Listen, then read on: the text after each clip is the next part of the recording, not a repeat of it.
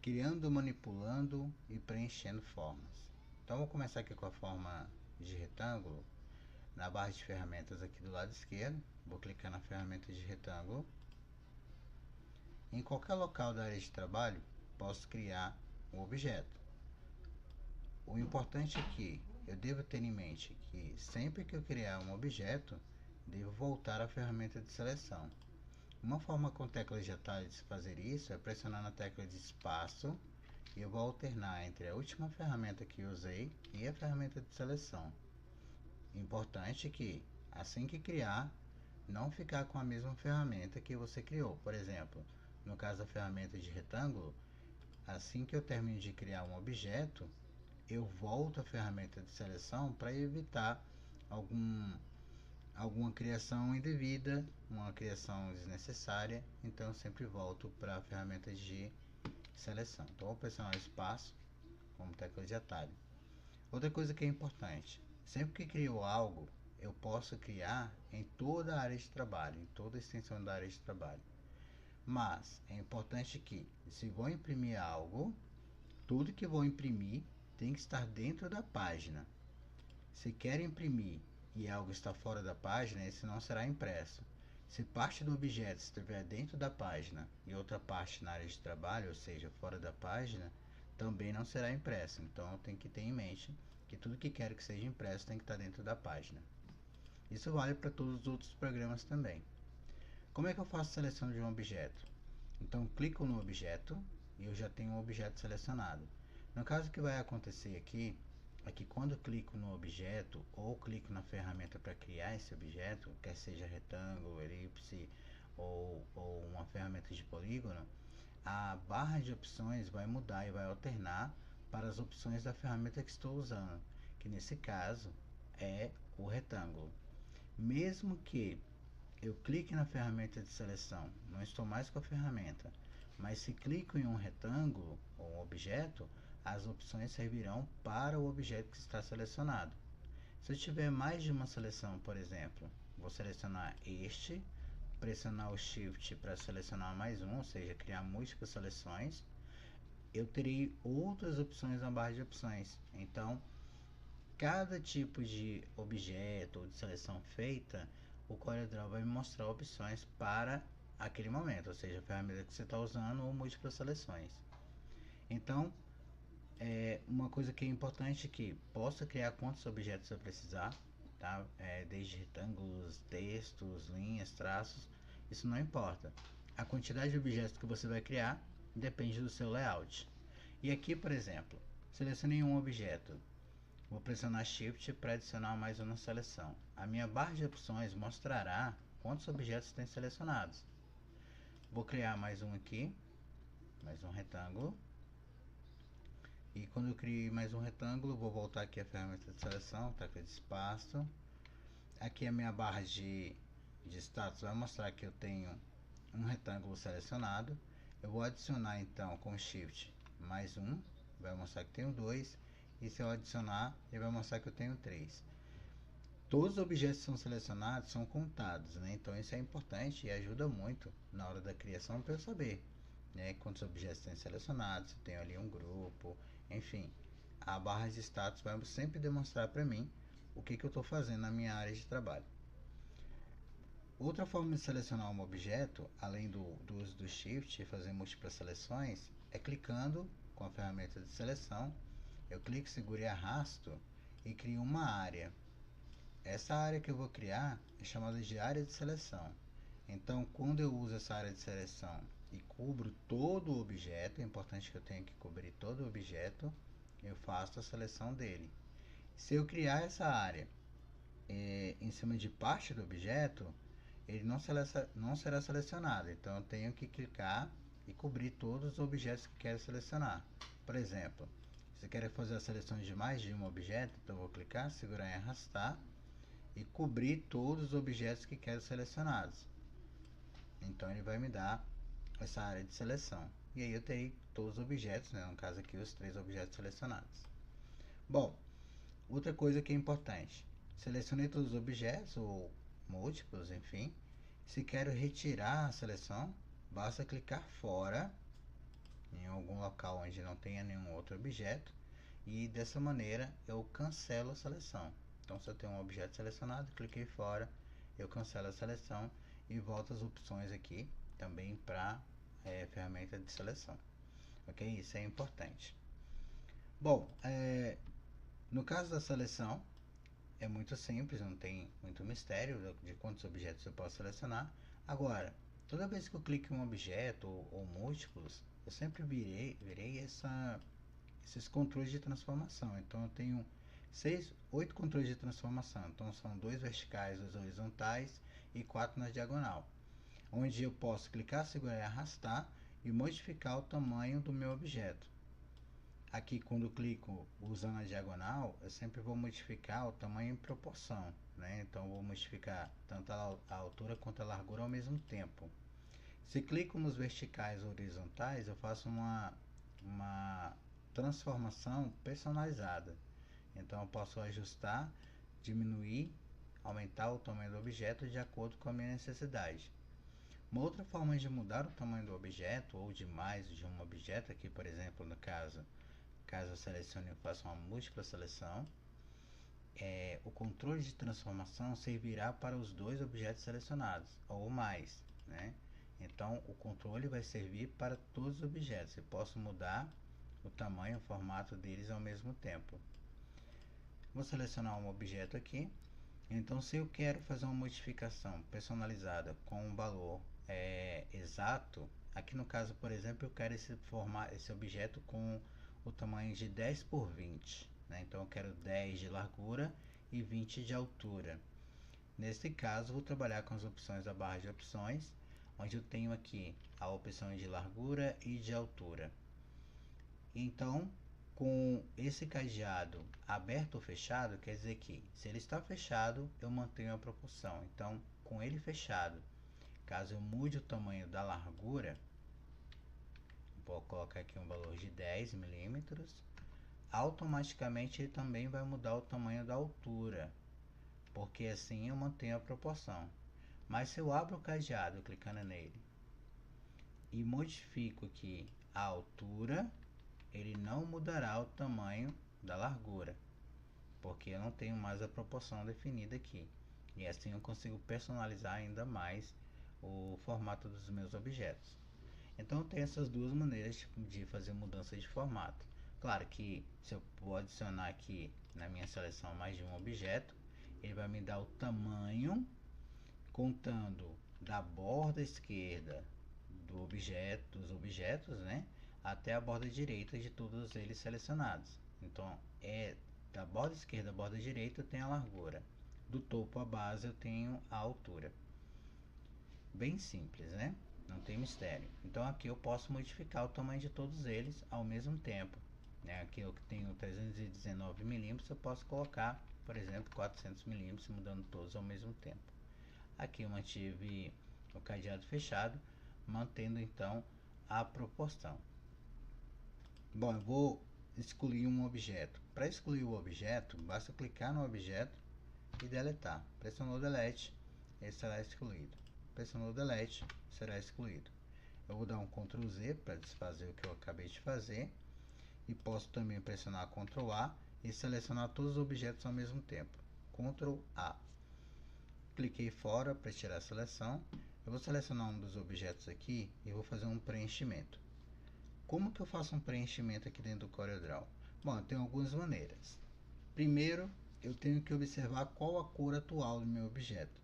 E nesse momento eu não tenho nenhum tipo de preenchimento, ou seja, não tem nenhuma cor, ele só tem contorno. E eu consigo visualizar isso aqui a partir da barra de status, que vai mostrar para mim qual é o tipo de cor que estou usando, né? E nesse caso eu não tenho nenhuma cor, nenhum preenchimento. Então, na minha barra de cores, basta dar um clique na cor que você quer, ele vai preencher o seu objeto. Outra coisa que é interessante, por exemplo, aqui, eu não quero fazer um preenchimento do objeto, eu quero mudar apenas a cor do contorno. Então, ao invés de dar um clique, eu vou clicar com o botão direito na cor que eu quero, e o objeto vai receber a cor que eu defini, ok? Então, botão direito para a cor do contorno, em um clique simples, normal, com o botão esquerdo, para a cor do preenchimento do objeto. Bom, posso modificar a cor a qualquer momento, basta clicar na paleta de cores e eu faço a mudança da cor no momento que eu quiser. Aqui no caso nós estamos trabalhando com cores em CMYK. Aqui na plataforma já vai estar disponível para vocês também um material que explica bem o que é o CMYK e o RGB e as formas de uso de cada um desses padrões de cores, né? Mas no nosso caso aqui, é rapidinho para vocês entenderem, a gente sempre vai trabalhar com cores em CMYK para impressão, tá? Então, se vou usar tinta, é CMYK. Se verei na tela, né, com brilho, é RGB. Todo tipo de tela, tanto a tela do seu computador, TV, smartwatch, celular, todo tipo de tela é usado RGB, tá? E no caso para impressão, usou tinta, é CMYK. Se eu faço o contrário, crio todo o meu arquivo em RGB e peço para imprimir, certamente haverá uma mudança de cores na hora da impressão e a fidelidade não pode ser garantida. Ou a pessoa que vai fazer a produção do seu objeto gráfico, ele já vai avisar que se está em RGB, não será garantido a qualidade de cores quando for transformado em CMYK, tá? Então isso é importante a gente entender. Tudo isso está descrito também no material que vocês vão encontrar aqui na plataforma, tá?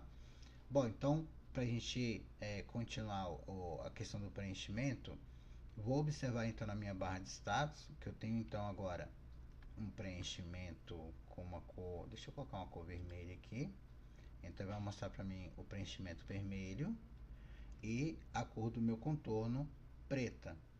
Se eu modificar aqui a cor do contorno, colocar um contorno ciano, ele vai mostrar também que eu tenho uma cor de contorno ciano, né, no caso azul. E lá no material de apoio vocês vão encontrar também uma escala de CMYK para entender como que ela funciona, né? Mas aqui é bem simples. Como a gente vai trabalhar com CMYK e eu posso personalizar a cor da forma que eu precisar, a gente vai entender uma tabelinha bem rápida aqui. Eu vou fazer uma demonstração rápida. Eu vou clonar aqui esses objetos e demonstrar como funciona o CMYK. Eu vou colocar aqui um texto. Então cliquei aqui na ferramenta de texto, vou criar um texto rápido, não é bem um texto, né? Vou fazer aqui uma demonstração do CMYK.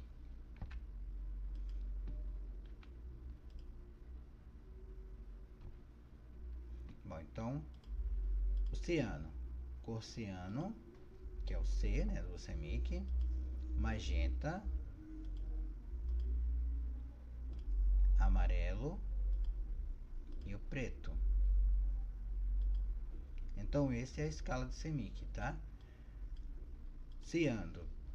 Quando eu clico aqui no ciano, eu vou ver aqui na minha barra de status que eu tenho uma escala que vai de 0 a 100% de cor, tá? E aqui no meu caso o ciano está 100%, 0 de magenta, 0 de yellow e 0 de preto. E aqui a mesma coisa pro magenta, né? Então vou ter 100% de magenta, o amarelo 100% de amarelo, 0 para o restante, e o preto 100% de preto, 0 para o restante. Como é que funciona a personalização de uma cor? Caso não queira nenhuma das cores que estão demonstradas aqui na minha paleta de cor, por exemplo, eu vou clicar nesse verde aqui, ele é um verde composto, né? Ou seja, deixa eu pegar uma cor mais composta aqui. Essa cor marrom, ela é bem composta, então ela tem 0 de ciano, mas ela tem 60 de magenta, 80 de amarelo e 20 de preto. Então a composição dessa cor é com base nessa escala que está definida aqui. Para a modificação das cores, então eu vou selecionar o meu objeto e vou observar na barra de status, então eu vou clicar na cor do preenchimento na barra de status duas vezes. Então 2 cliques e ele vai abrir então para mim o editar preenchimento. E aqui eu vou encontrar algumas opções, primeiro aqui nos botões aqui de cima, onde eu tenho nenhum preenchimento. Vou arrastar aqui um pouquinho para o lado, para eu já visualizar no meu layout como vai ficar. Então nenhum preenchimento é nenhum, ficaria só o contorno. Então eu tenho o preenchimento uniforme e o preenchimento de gradiente. E os outros aqui é preenchimento de padrão, preenchimento de textura A gente não vai trabalhar com esses preenchimentos aqui dentro do CorelDRAW. Nós vamos trabalhar em outro programa, devido a algumas facilidades que a gente tem para trabalhar com padrões dentro do Illustrator. E aqui eu vou trabalhar então com o preenchimento uniforme para a gente entender como funcionam as escalas aqui dentro do CorelDRAW. Bom, então para começar eu vou trabalhar aqui, já me mostra de cara, né, os preenchimentos uniformes, e esses preenchimentos que a gente vê aqui são os preenchimentos que a gente encontra aqui na nossa paleta. A gente também poderia personalizar o tipo de cores à mostra aqui nessas opções de cores já pré-definidas, né? Clicando aqui na setinha para baixo, ele vai mostrar para mim então algumas composições de cores, né? Tons de cinza, paletas de RGB, paletas de padrão. Então no nosso caso a gente vai manter aqui na paleta de CMYK normal, tá? Então a gente não vai mudar isso. Outra coisa que a gente pode fazer também é clicar na opção de visualizadores de cores. Então eu vou clicar na opção e ele vai mostrar para mim então um seletor de cores, tá? Que no caso aqui trabalhar com escala, né? E aqui mais abaixo ele vai mostrar para mim um misturador. E além do misturador, ele também vai me dar a opção de modelo de cor, que no caso a gente está com CMYK, né? Mas eu poderia escolher RGB ou outro tipo de cor, mas no nosso caso vamos manter. Aqui ele está falando que a cor que eu selecionei na paleta é um vermelho tijolo, que é o nome da cor, né? Mas a gente vai manipular e nós vamos personalizar a cor e vamos colocar a cor que a gente quer. E nesse caso a gente vai fazer um verde, um laranja. E trabalhando com a escala de CMYK, de cor, eu já tenho aqui uma escala, por exemplo, se eu quero trabalhar um verde, eu vou colocar uma escala de 100% de ciano. Basta selecionar aqui o campo e setar o valor, tá, que você quer. E eu vou colocar, por exemplo, 0 de magenta, vou colocar 100% de amarelo e 0 de preto. Dessa forma eu tenho um vermelho composto com 100% de ciano, 100% de amarelo. E claro que à medida que eu vou mudando as cores aqui, ele vai mudar as cores também nos outros valores, né? Mas a gente não precisa trabalhar com esses valores, somente com o CMYK mesmo.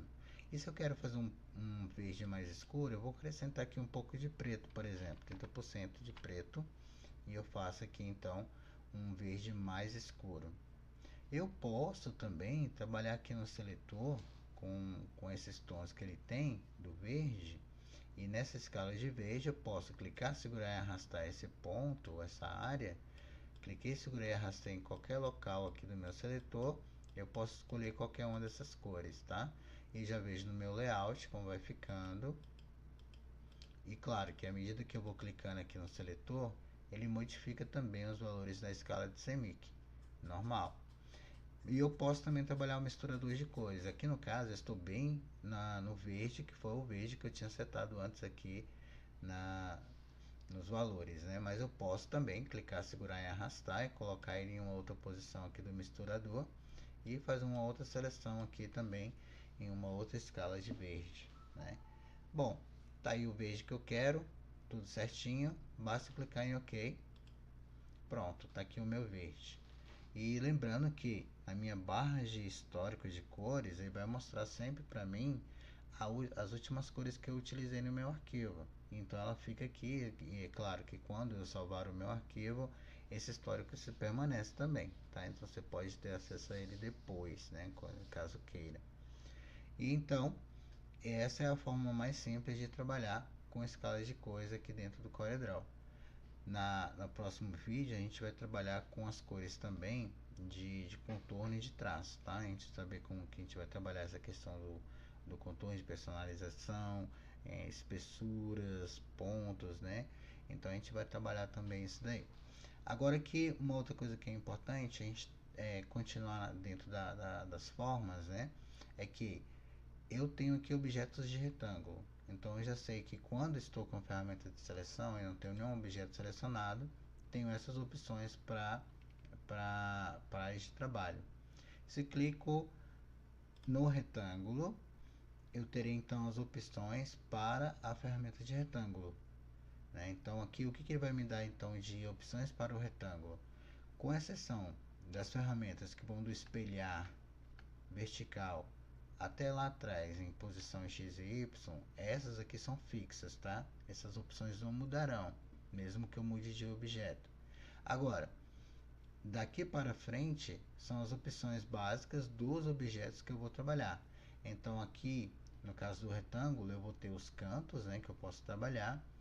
Posso modificar o tamanho do canto, ou arredondado, chanfrado em vieira. E daqui para frente também é comum para todos os outros objetos, tá? Que é a linha e a espessura da linha que eu vou trabalhar. Então aqui, por exemplo, no caso do retângulo, trabalhando com as opções, eu posso aqui, no caso do canto arredondado, eu posso modificar o valor, por exemplo, e colocar aqui, por exemplo, 20 milímetros de canto arredondado. E aqui ele colocou só de um lado, porque o cadeado da proporção está aberto. Eu vou colocar 0 novamente. Vou fechar aqui o cadeado para manter a proporção, ou seja, o mesmo valor que eu colocar em um dos cantos. Então, essa posição de valor representa o canto superior do lado esquerdo. Então, se eu tenho um cadeado fechado, quer dizer que se eu colocar um valor aqui, ele vai modificar os 4 lados. Vou dar um enter aqui e modifico então os 4 lados, os 4 cantos, perdão, e arredondou os 4 cantos do objeto. Agora, se eu abro aqui o cadeado e modifico o valor, colocar 0 aqui, então ele vai modificar somente um dos cantos, né? Porque eu não tenho mais a proporção.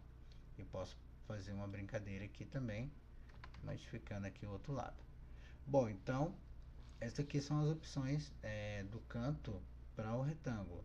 Mas eu tenho também aqui o canto de vieira, né, que é diferente. E tem o canto chanfro, né, que é esse canto mais reto, né? E eu posso também criar aqui outros objetos, como elipse, por exemplo.